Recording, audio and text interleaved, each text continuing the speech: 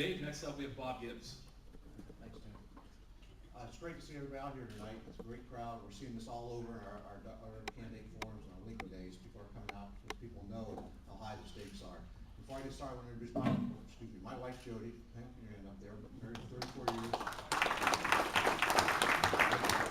I've 3 grown children, so we're empty nesters, and that's a little different in our life, you know, when you have to raise 3 kids and go through the college thing and everything. Now we're all out on our own, which is a good thing. And what I really want to talk about tonight is how high the stakes really are in this country and what's happening. And I live up in Holmes County. I started a farming operation in 1976. I went on my own in 1978, been self-employed since 1978. Built the farming operation up, worked my way up through certain organizations, Loudonville Equity. I was president of Loudonville Equity for 6 years, on the board for 12. Also, I worked my way up through the Ohio Farm Bureau ranks, and I served on the state board for about 18 years. Coshocton County is one of the counties I represented. And then about 10 years ago, I got elected as president of the Ohio Farm Bureau. And then in 2003, opening the run for the Ohio House of Representatives, which I did. And then I ran for the House Senate here in 2008. So I've been in the legislature now for over 8 years. And I've got a good record, a good, strong business record, pro-business record. And I was recognized by the National Federation of Independent Business for a Guardian Small Business Award and Watchdog of the Treasury Award several times for fiscal responsibility and conservative values. And that's what we really need to get back to in this country, is conservative values and common sense solutions. And right now, my commitment to you, if I have the honor and privilege to represent you in Congress, my #1 priority is going to be to get our federal deficit spending under control. We cannot keep spending at the levels that we're spending and borrowing the money we are. This is becoming a national security issue, especially when countries like China are buying up most of our debt. At some point, they're going to pull the strings. And even when you got to negotiate with the dictators, the tyrants who take places like North Korea and elsewhere, you know, China is going to be calling the shots. It's going to make it difficult for us to do what we need to do, and it's risking our national security. It's also risking our national security when we have bigger and bigger government, and more people are dependent on government for the safety net programs because of the high unemployment. And we're not an agrarian society anymore.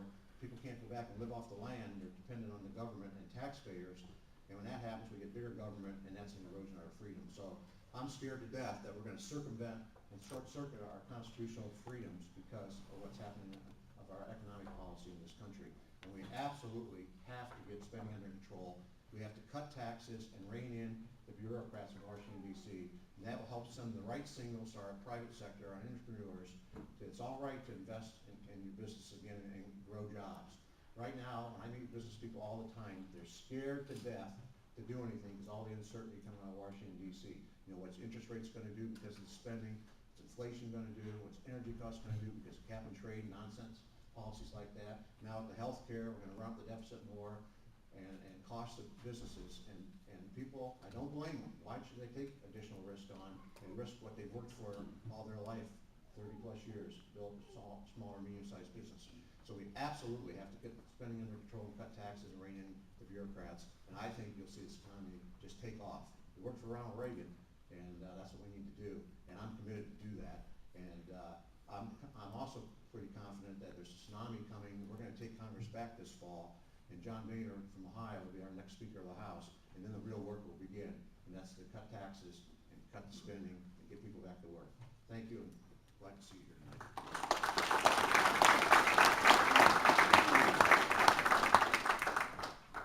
Thanks, Bob. Next up, we have Ombre Liggett.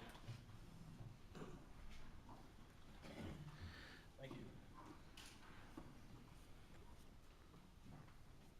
Hello, I am Ombre Liggett, and let me just start by saying that, you know, as you listen to everybody here, you're going to find out that we're all very much alike. We all have a lot of the same stances. We're all pretty conservative on all the issues. But I'm a principled constitutional conservative, and I understand this, that the answer for our country is not Democrat, and the answer is not Republican. The answer is the Constitution of the United States of America. In 1786, it was the Constitution that saved this country from a time of absolute turmoil. And I believe it's going to take the Constitution to save this country once again. We can talk about, well, we're going to decrease taxes, we're going to do this, we're going to do that. But if we don't bring constitutional restraint back to Capitol Hill, then it doesn't matter whether there's liberals or conservatives in charge. Here's the thing, if conservatives take the House, I guarantee you at some time in the future, the liberals are going to take the House again. I mean, we're not going to take the House and hold it forever. So how do we keep our country where we know that the Founding Fathers intended it to be? It's the restraints and the authority of the Constitution that have been ignored for the past 100 years. Anybody believe in the Constitution? Thomas Jefferson said that in question of power, let no more be heard in the confidence of man, but bind down his mischief with the chains of the Constitution. See, that's what I stand for. I believe that we got to set and repeg our country back to where it belongs. We've got to draw the nation back, bring it home to the authority that the Founding Fathers established it on. As a constitutional conservative, that's what I will work to do. I've been in Christian ministry for over 20 years. I've pastored for the past 16 with the church that my wife and I started. She's back here in the back. Many of you met her already. Her name's Marcy. And so integrity and principle is very important to me.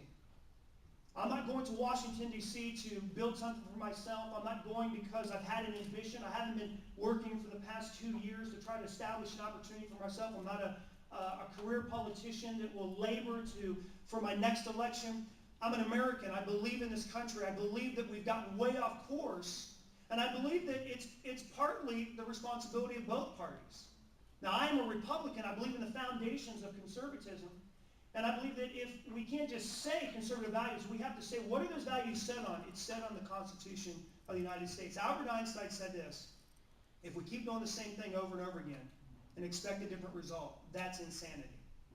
If we keep sending people that political leadership anoints and pays for, or we keep sending people that have set their ambitions on things like this, nothing is going to change. I'm not a lawyer, and I'm not a career politician. I'm not going to add to the legal mindset that's become a curse on Capitol Hill. Every piece of legislation is too long, incomprehensible, and full of loopholes. I'll go to war with the lawyers because we have to save our country.